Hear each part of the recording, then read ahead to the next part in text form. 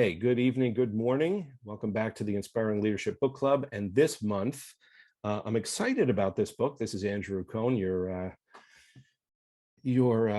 fearless host.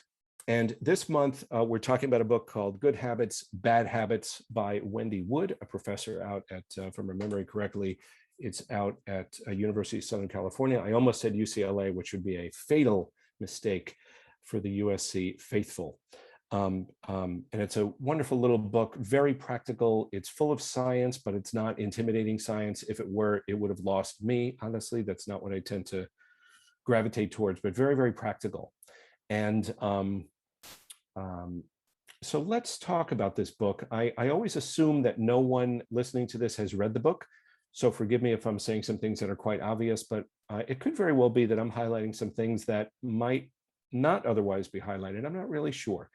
So with that said, let's get into this discussion, and please let me know either on this call through a message or an interruption, or by email if you've got any thoughts about this or would have highlighted something different.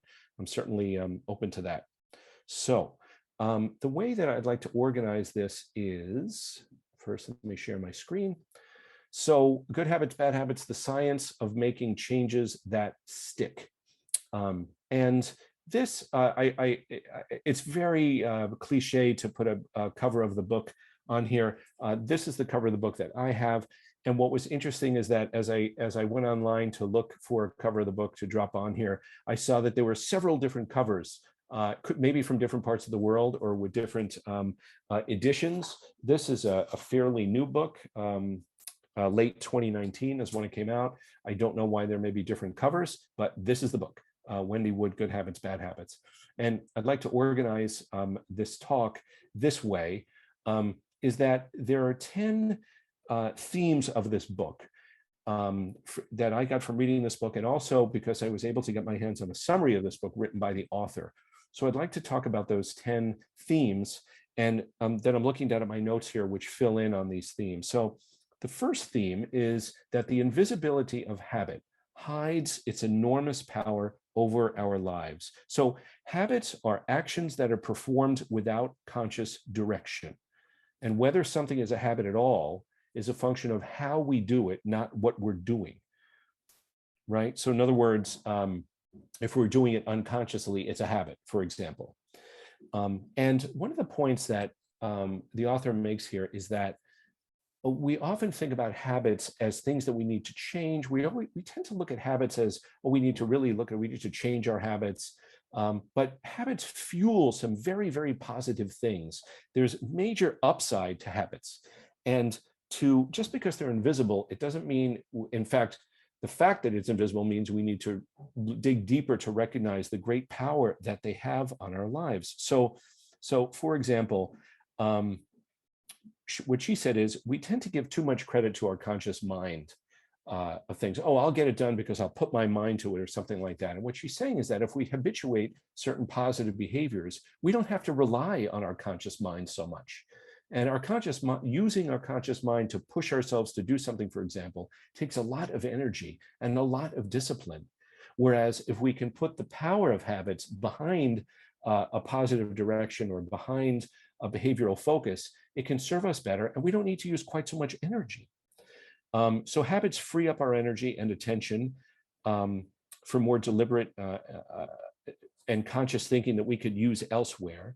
So deciding that we're going to let a habit handle certain things, like what we wear, can free up energy and attention. And in the book, she talks about how, Barack Obama and Bill Gates and some other people just would wear the same thing every day. And when questioned about it, they'd say, I don't want to spend any time on it. Now, granted, for some people, there's a joy in deciding what to wear every day. And I think that there's different strokes, different folks sort of thing, that for some of us, making a different category of decisions may seem very joyful, whereas for me, it might seem stressful. So one invitation here is to see, where do we not want to be using our energy? And can we use the power of habit to provide a tailwind for us in those areas so that we can free up our attention for other things?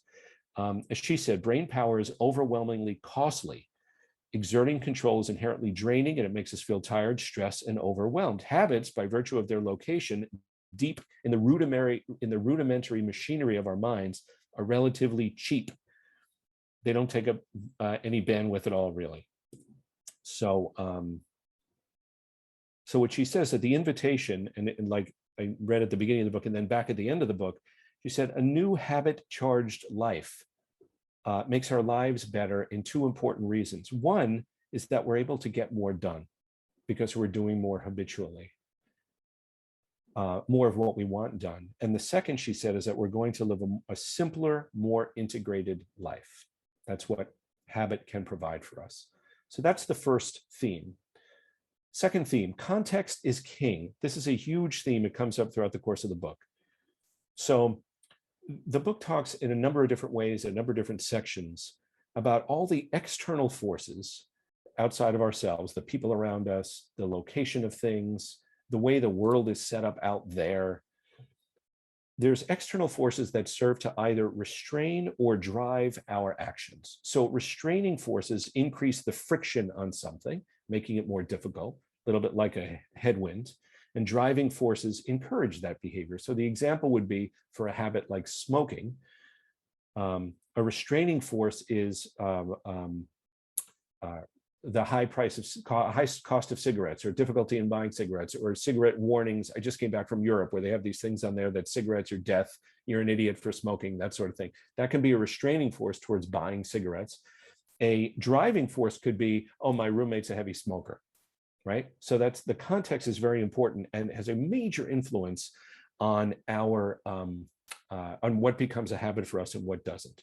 So one key point on this theme, proximity is very important. We tend to engage with what is near us and overlook what is far away. And there was interesting data about people going to the gym and how frequently we went to the gym based upon how close the gym is to where we live. If it's closer, we're much more likely to go. And there was some cutoff in the data about if it's within X number of miles or something, but this was researched, and this is what these researchers do, God bless them. And we're much more likely to go to the gym if it's closer. She said, and so even, for example, the people who, the famous marshmallow experiment and self-control, and I'll come back to this later in another habit, we tend to think, oh, it's all about self-control. Actually, I'm going to come back to self-control in another section here. I want to hold that note. But she said, like, for example, with regard to people smoking, cues alone lead to relapse. So if you walk into a store, or if you're somewhere where people are smoking, you're more likely to light up, even if it's not your habit or you've told yourself you don't want to. We know this, right? We know this with diets. If we're on a diet, I don't want to be walking into a place where there's this great dessert spread, because I'm more likely to enter into a habit that doesn't serve me. Whereas if I go to places where the food choices are healthier, it's just going to be easier for me. That's what this is talking about in large part with context. So we'll come back to context. Very, very, very important. Third theme is repetition. And she talks about how much is written about how many times something needs to be done in order for it to become a habit. And there's something out there that it takes 21 days to form a habit. She says that's a myth. It actually takes more like 65 days to form a habit, depending upon what the habit is. And although that sounds like an intimidating number, one thing to keep in mind, the author writes here, is that if we were to do our best to form a new habit and say we're 30 days in or 40 days in for whatever it might be, if we skip a day, we don't go back to zero. So in terms of the parts of our consciousness that get traction and become habituated in terms of moving towards something by virtue of context and cues and things like that, if we miss a day, we don't go back to zero. So that is good news. So another way she put it is, repetition should be thought of not as a magical primer, but as a way to induce speedy mental action. So we put it this way: the second time you do something takes less time in mental energy than the first time. So if she was talking about runners, for example, and how difficult it is to get up and get running in the morning if you're trying to establish this habit. And she said that it's just the first mile, for example, is much tougher, or for me, it might be the first 100 feet, but the first uh, uh, mark of distance is going to be tougher. And the first day or week is going to be tougher because we're just not in the habit of doing it. And even if we miss a turn or break in our calendar or something happens, we don't go back to zero. And that's real important. Okay. Not hearing any questions. Rewards is another important theme about this. So the way she puts it, context will certainly help and repetition will jumpstart the effort, but we need at least a minor reward for our initial efforts or we won't get started with a new habit. So the way to prompt a new habit and nudge us along in a new habit is with a reward. And that reward has to be something that is unexpected. Something that's unexpected. And it also has to be experienced right after we do something. So this notion of I'm going to get into the habit of saving money every week or putting aside money every day, to think that, okay, at the end of the month or at the end of the year, I'm going to see this big jump in my savings account or my investment fund or whatever, is not enough to help us form this new habit. We need something sooner. We need something quicker, because that's where the dopamine kicks in, and the little juice of doing something good. So she said it's very important to have something happen right afterwards, and that builds the habit. It helps us build the habit. And of course, and this may seem obvious, but the most effective habit building rewards are intrinsic. So if we're one of these people that's fortunate enough to feel really good at the end of a run, or feel really good at the end of meditating, which is true in my case, which has been something that is a habit, but it took a while to become a habit for me, or going to the gym or something, that's great, because intrinsic rewards are the most powerful. But even if it's an extrinsic reward, we need it in order to help form that habit. We need it.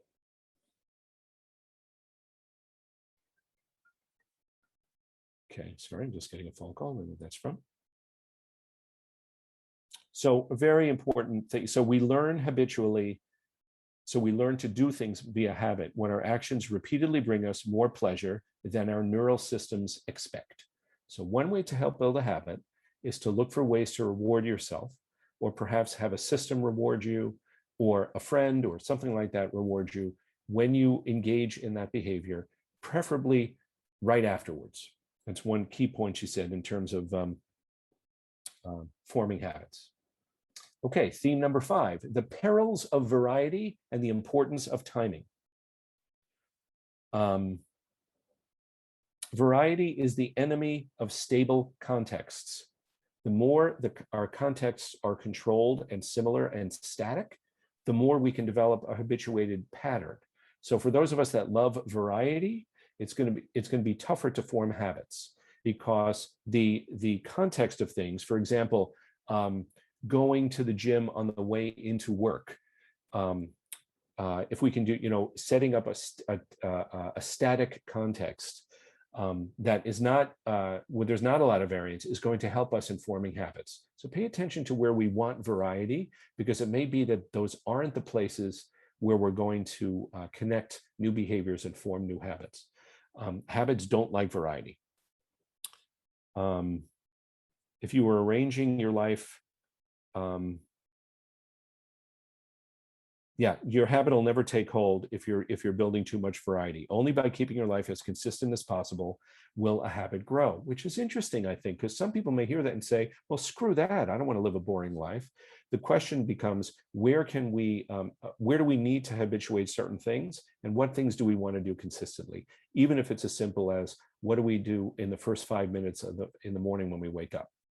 Or what do we do when we, for example, I get questions a lot about what are some good habits that I might want to start. And even something as simple as when the phone rings and I look down to see who it is, because our phones always tell us who's calling now. If it's not, we don't know who it is, we're not picking up the phone, at least not in the US anyway, where I live, is before I pick up the phone, what's one thing that I can say to myself? Or what's something that I want to remind myself about the person with whom I'm speaking? Or how might I want to set an intention for that call? These are all just habits. Before I pick up the phone, there's always something that I do, for example. And something like that, obviously, it's not about variety. The phone rings, we look at it, we choose whether to pick it up. So be careful about having too much variety. Then in terms of timing, she wrote a lot about time of day is critically important for maintaining certain habits. Studies done about when people take their medication, when people go to the gym. It's much more likely to happen if the timing is consistent. So it will be tougher if you're the type of person that likes your schedule to be different every single day. It will be tougher to form new habits. But again, all you need to do is find small pockets of time. It doesn't need to be that your whole day is static and repetitive and it's Groundhog Day. It could be that, no, it could just be for those 15 minutes in the morning or the evening or midday or even less, whatever serves you. But the science shows that variety makes habits much tougher to form and maintain. Number 6, skip a step with habit stacking. So stacking means connecting a new behavior to existing cues for an established behavior. So for example, the author talks about how fire prevention advocates, so the people who are really working to minimize the chance of fires in our homes, the people who push for smoke detectors in our homes, for example, they advocate, and this was a campaign that they had for a while, that said, change the batteries in your smoke detectors when you change your clocks. So whenever it is you change your clocks twice a year, at least in this country, I know in many other parts of the world, in Brazil and in most of Asia, we don't change clocks, but when we change our clocks twice a year, in the US anyway, and in Europe, what a great time to change the battery in your smoke detector. So there was a whole promotional campaign to do that. And perhaps batteries are more available, or they do battery giveaways at certain locations, at certain community locations, for example, to encourage people to change the battery in your smoke detectors when the clocks change. So habit stacking. What can we connect to something else? In a business context, we think about how PayPal was connected to eBay. And that was a very conscious move on PayPal's part. And I worked with some of those people at PayPal. And now PayPal's thriving, and everybody got familiar with it and became used to using it because it was connected to, it was stacked with eBay. And similarly, other businesses and marketing campaigns is not the right term, but a strategy in terms of market penetration will be, how can we connect with another product that way? Same thing. Research done about how dental flossing rates increased when people did it after they brushed their teeth, because you connect those two things. Seems to make sense, but the research supports that is the point. Stacking is more successful when the new behavior is compatible with an existing habit. So for example, putting medication that you need to take at the end of the day, putting it on your nightstand. So when you put your phone down or set the alarm or whatever right there, there's the medication. The habit's already in place, you can connect to it. Or a work-related habit suggestion would be, if you get up at 10, if you get up from your desk, wherever that may be, in your home or bedroom these days, and you're going to go get a coffee at 10 a.m., 11 a.m., before you go, send one email that you've been putting off, or tackle one challenging task, and just connect it to that. And then when you do it, it'll be great. And then you're rewarded by getting up and getting that coffee, stretching your legs, taking a break. So habit stacking is an important theme. And as she said, with repetition, the pain of answering the difficult email will fold into the reward of the coffee, and it becomes a positive habit. So that's habit stacking.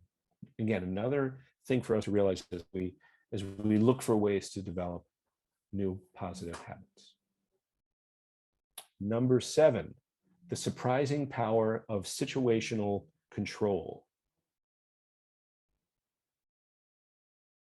So yeah, this was a very interesting section, and it relates back to context. Multiple studies confirm that behavior change through self-control isn't all it's cracked up to be, and it's not nearly as successful as behavior change through altering contexts, right? So some of this has to do with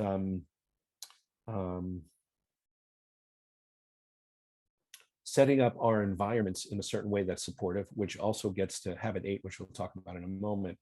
But this really talks about situational control and putting ourselves in position to where we're not working against the force of context. As I said, context is a key theme. So, or the way I like to put it, it's easier to avoid a temptation than to resist one. So this is me going to Trader Joe's, and wonderful store here in the US. And for whatever reason, they have the chocolate chip cookies right above the frozen organic broccoli, which really pisses me off because I'm going for this organic broccoli and I feel good about myself. And I've got to be careful not to look up because right above it is the chocolate chip cookies. And this is where I think there's a phrase in the marketing world that says eye level is buy level, BUY. So I don't want to buy it. I mean, they put things there, so I'll buy them. And I think it's frankly evil to put the cookies above the organic broccoli, but that's what it is. So situational control is very, very important. The power to do our best to control those different contexts. Even more about this later. It does relate to context again. What French cooking can teach us about habits. And this is about the wonderful French phrase, mise en place, or put in place. And the notion that a chef, before beginning to cook something, lays everything out in sequential order. The ingredients are laid out. Everything must be in place. The ingredients, the implements, everything is measured, chopped, and in what sequence. And what that does is, if we talk about what was discussed earlier about context, it reduces friction. It reduces friction because everything is right there and we just need to take it and use it. If we think about the alternative, where if we begin to do something and then we go, oh, wait, that's right, this isn't quite ready, or I didn't chop this fine enough, or maybe I mismeasured this, or this needs to be thawed to room temperature or something like that, then we're in trouble. We've started to do something and we need to alter our plan because things aren't ready. This just makes perfect sense. But the point is that we can do the same thing with respect to setting things up, not in all areas of our lives, but in many areas of our lives. So how can we set up our workplace? They talked about the examples of teachers setting up the classroom the day before, the night before, setting up for an important meeting before it begins. It's a wonderful habit to develop. We can all do that, especially if we have some experience setting up what it is we're looking to do. We don't always have a recipe like, we can't go to Julia Child to help us set up that meeting or that conference or something that we're doing. But we can think about what can be laid out ahead of time. And this may seem I think it's very obvious, but a good reminder. What can we lay out ahead of time that will make it easier for something to unfold the way we like? We can get in the habit of mise en place and putting things in place. So that's what French cooking can teach us about habits.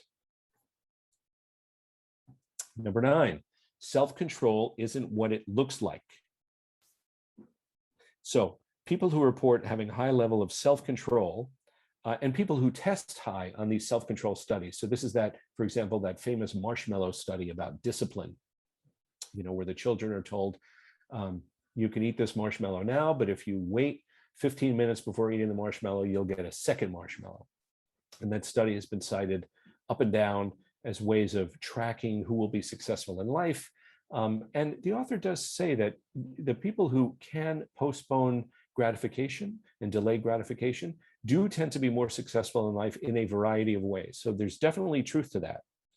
But in terms of forming healthy habits, she said, willpower is not nearly as important as habits in terms of automating behavior. Habits make it much easier to accomplish our goals than willpower. So yes, some people have more willpower and self-control than others do, but self-control itself is overrated. And she talks often about this principle that, called, let me get the language correct.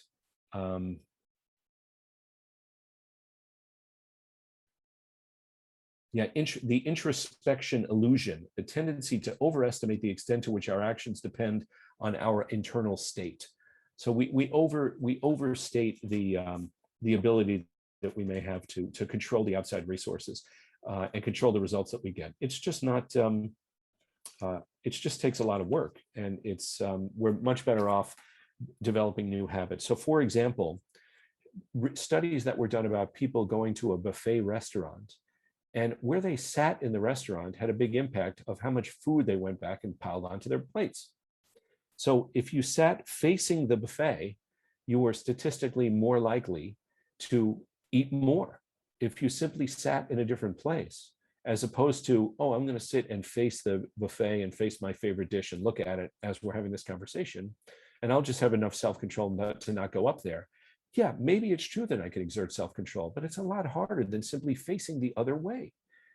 And the research supports that, that if we form habits this way, we get better results than if we push through with our self-control. And then again, think about all the energy that that takes.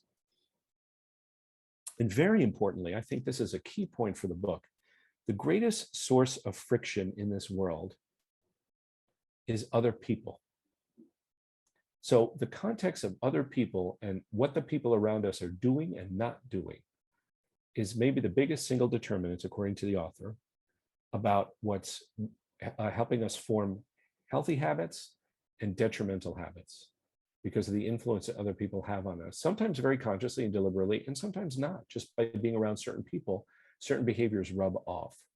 And what I would say also as a coach is think about that in terms of, yes, we want to build certain habits. Who's around me? Who do I want to be around? Not be around so much as I can. But also, upon whom is my behavior rubbing off?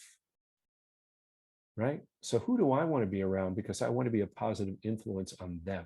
Maybe they're asking for it. Maybe they're not necessarily asking me for that, but I think, oh, it would be helpful for me to be around them and support them.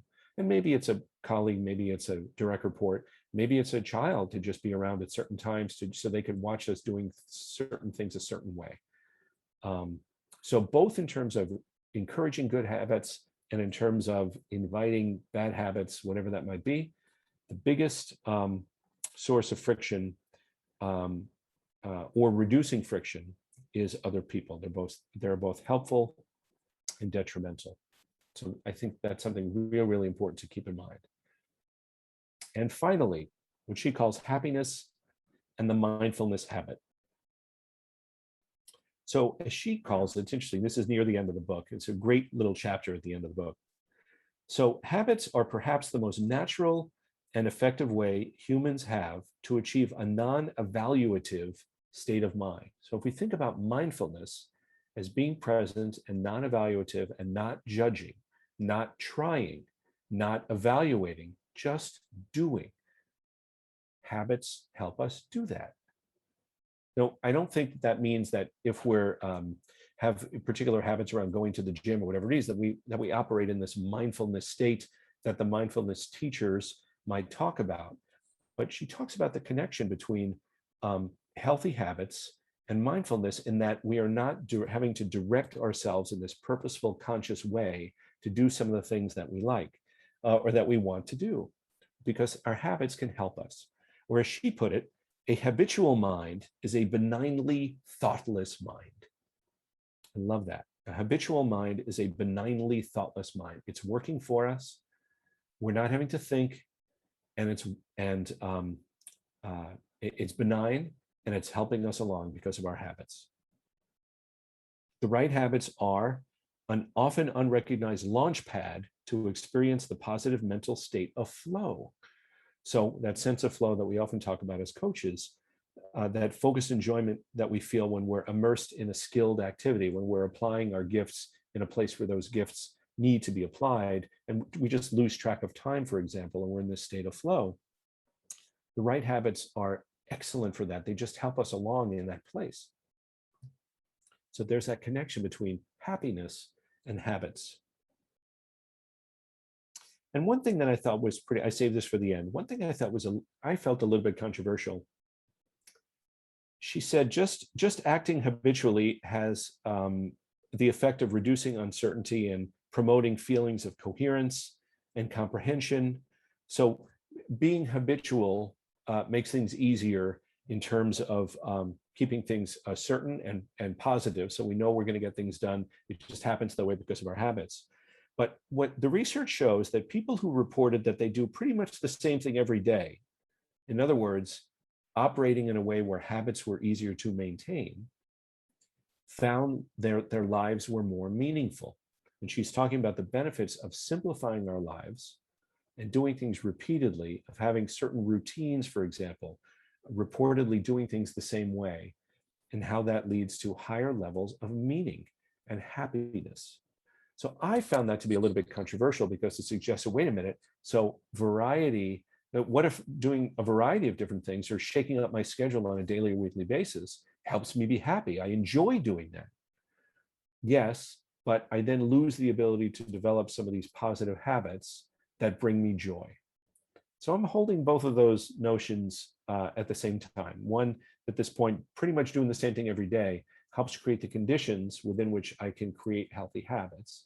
And for me and others, probably even more than me, doing different things on different days and shaking it up, et cetera, brings me a lot of joy. So right now I'm just holding those two ideas, recognizing the value of routine and consistency in terms of building habits and the joy of variety. And they're both true. And one final thing as we wind down here at the end of this last habit is, click this off here, is that if you have the book, I encourage you to read the very last chapter, which is called How to Stop Looking at Your Phone So Often, because I think it's so pointedly relevant in terms of how often we all look at our phones. And that's would be a habit that doesn't serve most of us most of the time. So that is my talk about Good Habits, Bad Habits by Wendy Wood. Highly encourage you to get this book or at least listen to some of her talks. I've heard them in different places. I don't have the references right now. I might be able to go look those up and post those in the Inspiring Leadership blog. But that's what I've got. So any questions? Okay. If we're not hearing questions, I welcome your comments on the blog, my emails. You should know where to reach me just through my RSVP on the app to this event. Andrew Cohn, Philadelphia, USA, at least for now. And I look forward to talking with you about it. It's a great little book. Thank you. We'll see you next month.